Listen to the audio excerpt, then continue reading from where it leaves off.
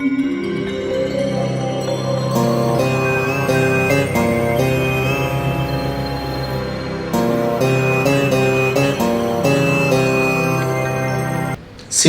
వారు, ఈ రాశి వారికి చక్కని యోగదాయకమైనటువంటి కాలం అనుకూలంగా ఉంటుంది.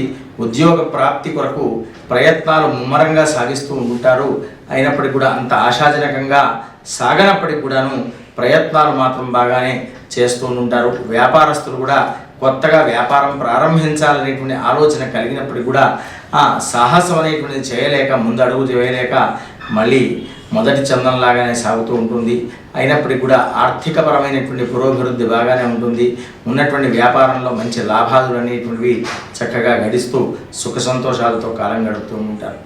స్వస్తి ప్రజాభ్య పరిపాలయంతాం న్యాయేన మార్గేణ మహిమహీషాః.